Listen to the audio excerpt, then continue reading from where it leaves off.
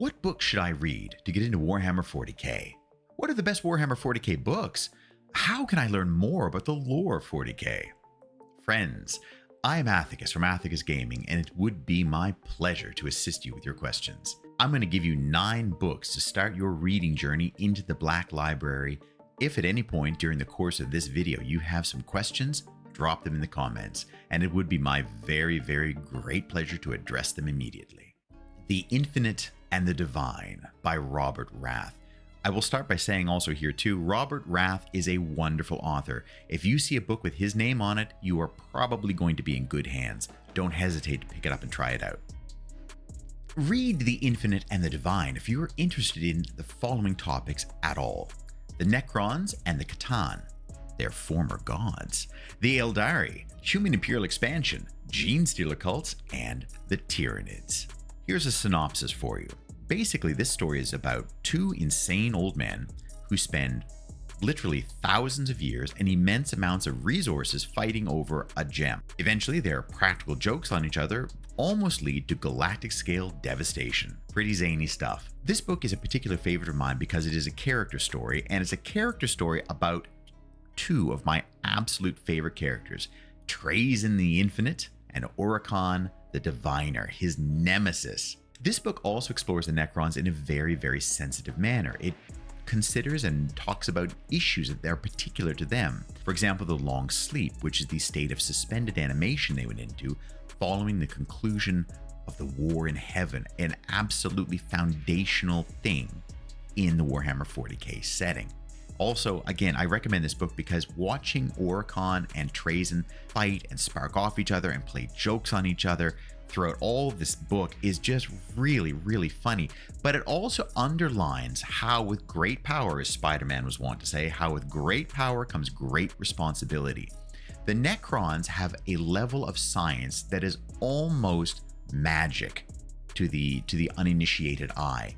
So the things that they do, which to them might seem trivial or unimportant, have incredibly, incredibly serious consequences, especially once we start adding Tyranids into the mix. I'll say no more. This book is a great one. The Infinite and the Divine by Robert Rath should definitely be on any reasonable reading list. Genefather by Guy Haley. Check out Genefather if you're interested in these topics: Chaos, Fabius Bile, the Emperor's Children, the Adeptus Mechanicus, Belisarius Call, Space Marine Gene Seed, very interesting topic there, and how Call's curiosity may wind up damning the galaxy. Here's your synopsis. 2 more miserable old men spend vast amount of time flattering their egos, upsetting their underlings, and stealing anything that isn't nailed down in the name of science, apparently. In the process of stealing from each other, because of course that's who you're going to steal from, your great rival, many people and things get broken, and as is standard fare in 40k, reality begins to unzip at the seams. I love this book. I love this book for 2 main reasons. It's because it has the Adeptus Mechanicus as the featured faction, and they're my favorites in the whole setting, and also because it has Belisarius Call, the prime conduit of the Omnissiah, Ave Deus Mechanicus. In addition to the 2 main characters being so interesting to read about, it has a recurring theme in 40k in it. The theme is this: you can have 2 characters who on the surface of it seem like they should get along perfectly. Their goals are even aligned, but it's the methodology they pursue that leads them into trouble and leads them directly into conflict. The Adeptus Mechanicus and Fabius Bile both want essentially the same thing for humanity: a secure future, tucked away from the predations of entities from the Imperium. The difference is their methods, their ways of getting there are completely polar opposites, and as a matter of course, conflict arises. Genefather by Guy Haley, folks. I cannot stress enough, you really should check this one out. And also Guy Haley, again, a deeply dependable author. If you see something Guy Haley's name on it, pick it up. You're probably in for a very, very good read. Okay, next we come to The Gate of Bones, and this is from the Dawn of Fire series by Andy Clark. Check out The Gate of Bones if you're interested in these topics. The Returned Primarch, Robut Guilliman. The Imperial Guard with emphasis on the Mordians. Chaos and the traitor Astartes, Chaos cultists, the Adeptus Custodes, and the Sisters of Battle, everybody's favorite warrior nuns. Here is a synopsis for you. Faith is the fire in which reality burns. Bones are everywhere and have all sorts of great uses. Advancements in the ranks on both sides are generally done by stepping on the corpse of your former master. Finally, even the best laid plans will never work unless you have the right person in the right time, entirely by accident. Yep, you heard it here. I recommend the Dawn of Fire series generally, actually, because despite not always having the best writing quality, it is very uneven, honestly. It is a wonderful way to get a really quick picture into what's happening in the lore without having to go through all the codexes and crawl through the lexiconum and the wiki. These books give you a really, really good handle on how the Indomitus era and the Indomitus Crusade are progressing, as well as where the important flashpoints are, whether it's the Pariah Nexus or something else. This book also contains a lot of really important lore and issues that have come into focus since the fall of Cadia and the opening of the Cicatrix Maledictum. You get examples of things like the effects on warp travel from a galactic perspective. You get some information, finally, about the status of Imperium Nihilus, the side of the Imperium that's locked on the far side of the new galactic rift, the Cicatrix Maledictum. You also get a really important insight into how important faith and miracles are and how they are unexpectedly altering the balance of power after 10,000 years in the Great War. I also really enjoyed in this book how it explores the concept of faith from both sides. Again, like in Genefather, that whole thing where you've got two sides who have a lot of things in common, like for example in this case, faith, but how different the faiths are and what conflicts that engenders. I also really like the insights this book gave into chaos cults. You don't always get a lot of really good insight into how a cult operates and how it works. They do a great job here. They flesh out some existing lore. They also introduce a wonderful, wonderful new character in the setting. And this character becomes incredibly important as the series goes on. Wonderful to read. Okay, next up is The Echoes of Eternity from the Siege of Terra by Aaron Dembski-Bowden. Now, I know, you're saying, hang on, Athacus. This is supposed to be about 40k, right? The Siege of Terra is 30k. Right. But as with anything else in 40k, you really can't make any comment on it until you understand the history, until you understand the background. And this book, I would argue, is actually a super, super important one because it sets up events that echo freshly into the entirety of 40k. Read Echoes of Eternity if you're interested in the following topics: Horus Heresy, the World Eaters and their Primarch Angron, newly emerged, Fourth War of Armageddon, the Blood Angels and their Primarch Sanguinius, insight into the flaws that exist in all Blood Angels, and how the Dark Apostles of the Word Bearers lead by the power of their charisma. Every single one of these things, those topics, is still incredibly, incredibly relevant in 40k. That's why I included this one.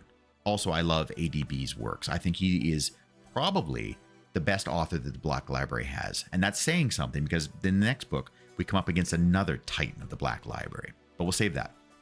So here's your synopsis. Terra is on fire.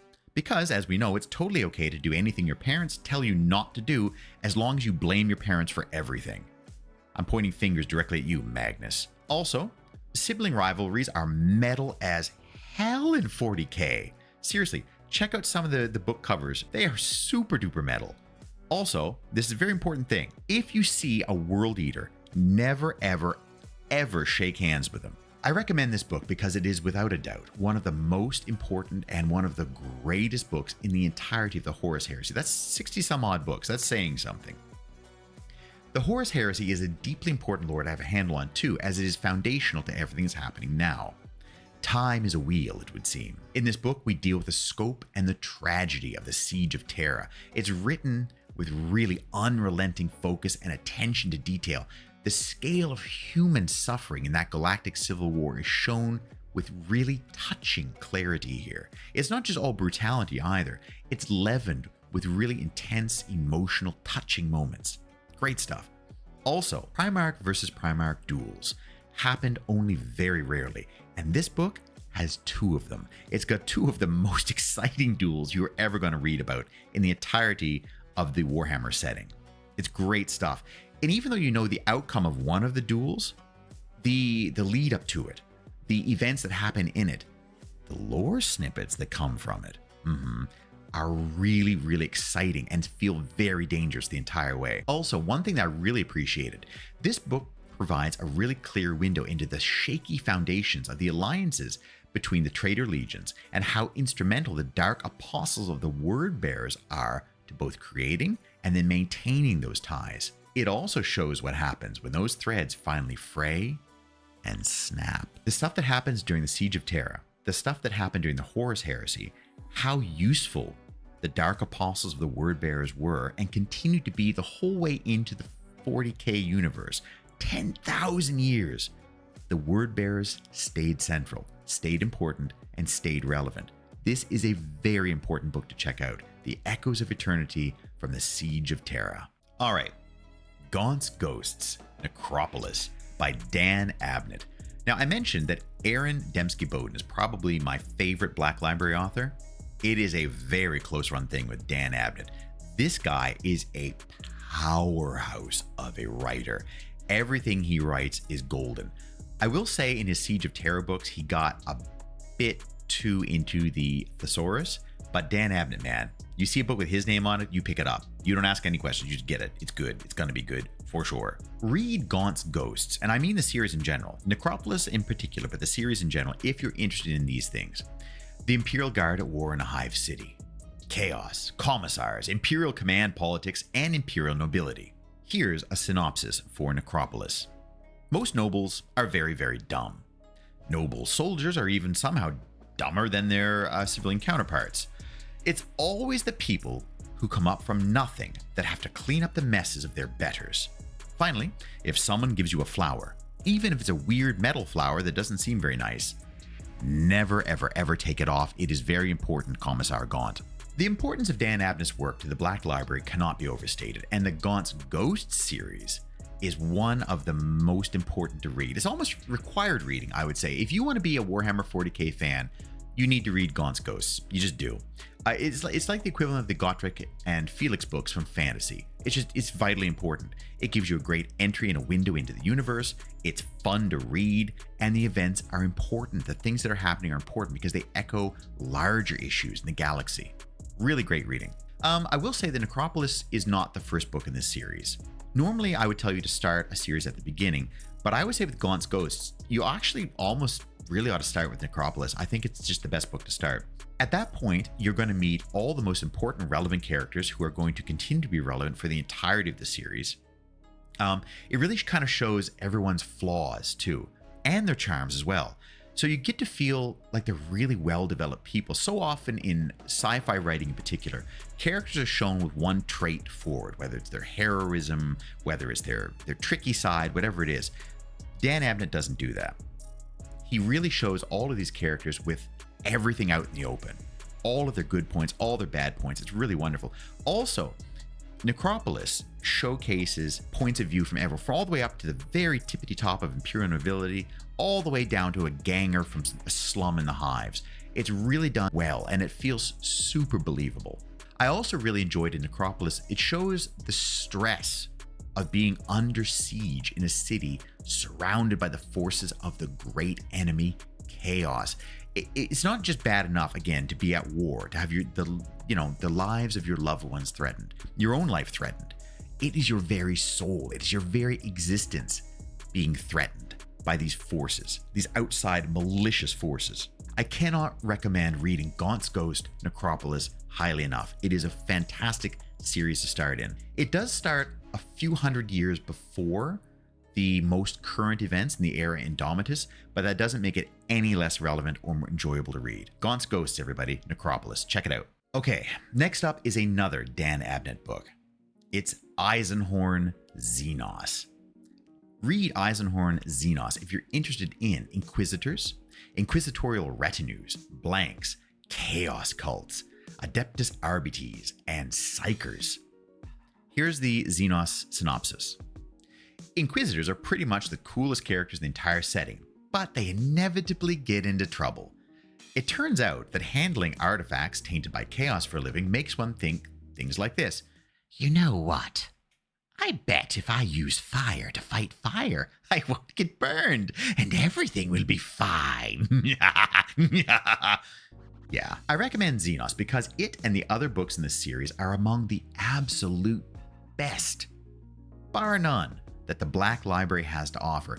Each book in the Eisenhorn series and the connected Ravener series have been revelatory in how well they explain the underpinnings of Warhammer 40k, as well as being gripping reads. The main character, Eisenhorn, is every bit the boogeyman that the citizens of the Imperium make out Inquisitors to be, while also still retaining a very relatable human side in all of his interactions. Again, this is one of Dan Abnett's real talents, is showing the human side of his characters. They're never one-dimensional.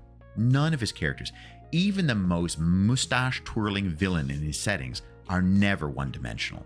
Xenos has it all, really, and this is one of those reasons I recommend it. It's got everything. It's got grimy factories, it's got esoteric knowledge, it's got psychic rituals, warp travel, chaos cults, and it shows with great clarity how even the best intentioned person can stray from the light, one footstep at a time. Each page just makes you want to turn one more, and then when you conclude all of those pages, you want to buy the next book. And then you find out that the very last book in this series is kind of being sat on because there are about 1 billion plot points now tied into it. Eisenhorn went from basically a sort of sideshow series to, this is going to be really, really important reading if you want to have some idea about what's coming next in 40k. So the last book, though, it's not like a George R.R. Martin situation, right? It's not a Patrick Rothfuss situation. The last book is coming. It is basically done. It just needs the green light from Games Workshop once they've got all their other little pieces in place. So that means you get lots of time to finish it up, and also check out Ravener as well. The next book here is another one of the ones that goes back in time quite a ways to 30k. It is Valdor, Birth of the Imperium, from the Horus Heresy series by Chris Raitt.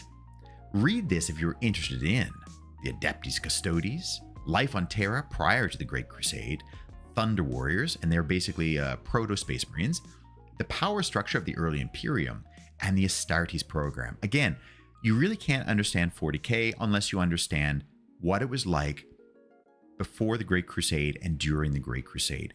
These are the sort of things that are just kind of inescapably foundational to the setting. If you don't have that good footing, right, you're really going to struggle with some of the later stuff. You'll be able to understand it, but better to have a good foundation under you first. Here's your synopsis for Valdor, Birth of the Imperium. Everyone is expendable, no matter how important they believe themselves to be. The Emperor will do literally anything as long as it gets humanity to where he believes it needs to go. Also, trying to second-guess a near-omnipotent psyker will generally not end well for one. Again, I mentioned that earlier before when I talked about Genefather. Goals can be aligned, methods matter, and no one is more focused on the goals than the Emperor. The Emperor is entirely a goal-driven entity, and it really shows in this book. It shows also how his goal-minded methodology affects his underlings too, Malcador the Sigillite and Valdor. Yeah, this is really easily one of the most important books in the whole setting. And again, that's saying that we are talking about literally hundreds and hundreds and hundreds of books now. And this one in particular is super important to get into. It shows the emerging Imperium from the top to the bottom by a clever use of shifting perspectives from baseline human all the way up to Constantine Valdor himself. Valdor, again, was one of the founding 3 members of the Imperium alongside the Sigillite, Malcador, and the Emperor. And his vital role in the pacification of Terra is documented here with really thorough diligence and attention to detail.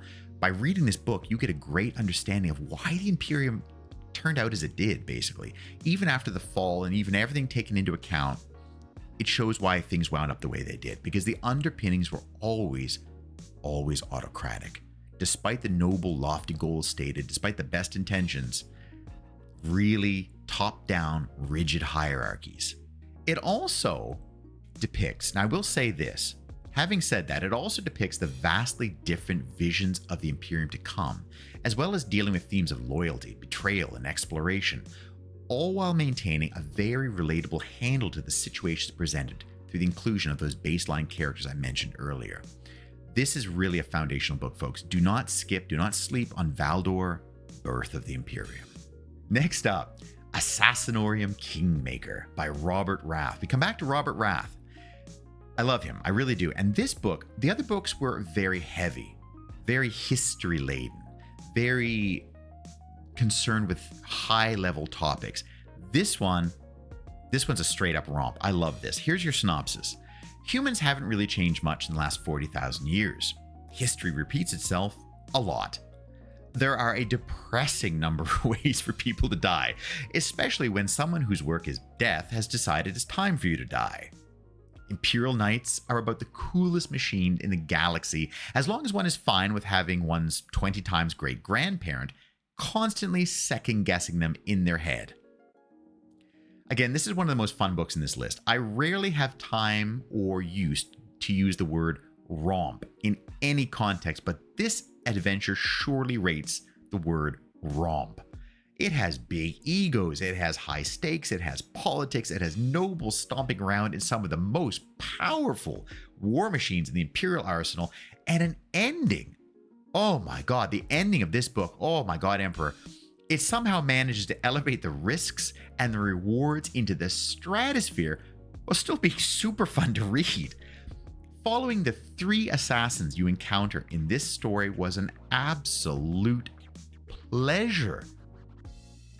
Assassinorum Kingmaker puts the spotlight on knight houses, and it really does a wonderful job of explaining all the differences in like the knight weight classes, nobility works. It also goes into several different factions of the Assassinorum and their philosophies, as well as how difficult it can be to detect corruption and then to extirpate it. I really like this book. I really do. I get excited just talking about it. I want to emphasize especially too how great the characters were. One thing that is pretty consistent in the Black Library is how well they do characters. I mean, it's important, right? Because named characters drive the faction's lore forward, generally. This works for every faction, not just the Imperium. But all 3 assassins in this book have really intriguing personalities. They're all somewhere on the spectrum for sure, and they are very interesting to read about. I also love, I'm not going to give his name, but they have an unwilling companion, these assassins. And even he, while being kind of like just drug along by the ear, essentially, is not denied his chance to shine either. Wonderful book, Assassinorum Kingmaker by Robert Rath. Put that in your library. Here we go, Shadowbreaker by Steve Parker. Read this book, read Shadowbreaker if you are interested in the Tau and an Imperial world under Tau occupation, the Inquisition, the Death Watch, and gene stealer cults. Here's a synopsis for Shadowbreaker.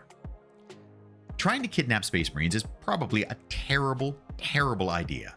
Trying to organize an insurrection underneath a regime that is technologically light years ahead of one is hard. Trying to do both of these things on a planet with a serious gene stealer cult infestation is hilariously suicidal.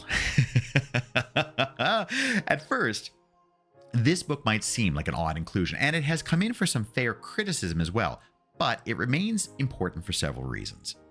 First and foremost, it introduces 3 factions very well. The Death Watch, we love the Death Watch. The Tau, we love the Tau too, and the Gene Stealer cults. I don't love the Gene Stealer cults, but I know a lot of people do. Despite spending a great deal of time looking over the shoulders of the Death Watch, care is taken not to ignore the other major factions. Although the GSC, the Gene Stealer cults, are always viewed through the eyes of the good guys. That may slant the view of them somewhat, but still really good. Also, the Tau are presented here in a very favorable light, which is fair, and their cultures and values are explained with precision and flair. The reader can't help but feel sympathy with their cause despite the methods of control they use. And this is the kind of a problem with the Tau. You know, on the surface, there's very egalitarian sort of faction, but you get under that, you start digging under the surface, and you find out that things are not quite as sunny as they might seem. But with that said, you do get a pretty good handle on why some Imperial Guardsmen might think, you know what? Maybe life is really better on the other side. Maybe the grass is greener over there. You can kind of appreciate why that might be the case by reading Shadowbreaker. I will say, This book also does a really great job. It leaves no doubt whatsoever about both the efficacy and the danger of a gene stealer cult infestation. There is no reasoning. There is no dealing with the gene stealers. They are utterly implacable and terrifying as a result. Definitely do not sleep on Shadowbreaker by Steve Parker. It is a wild, wild ride. And the ending, wow. The only word I could use for the ending, honestly, is poignant. When you get to the ending, you think, oh, wow, I will never look at that faction the same way ever again. And with that, friends, my list concludes. I was deeply disturbed when I realized that I couldn't recommend fewer than 9. Fewer than 9, a very important number, stepping stones into Warhammer 40k. Chaos is at the root of all, it would seem. As I said earlier, if you have any questions, if you want further recommendations, or have anything else you'd like to inquire about, please do leave comments. I'm generally quite good about responding quickly and in detail, so don't be shy. Also, if you're interested in talking about these topics in real time, I do stream fairly regularly, usually about 3 days a week, sometimes 4, playing a variety of Warhammer 40k games. I'm typically playing Space Marine 2, a little bit of Chaos Gate Demon Hunter. I also dip into fantasy through Warhammer 3. So if you're keen about any of those things, do come and check me out on stream. I'd be very, very happy to see you. Finally, I'd like to take a moment to commend you on your taste in sci-fi. Warhammer 40k is one of the absolute best settings I've ever had the pleasure of immersing my brain in, and I am so pleased to see so many new faces taking up the hobby these days. The future of Warhammer 40k is, despite being grimdark, very bright indeed, I feel. All right, stay safe out there, folks, and I will see you again in the next one. Bye-bye, everybody. Ave Imperator.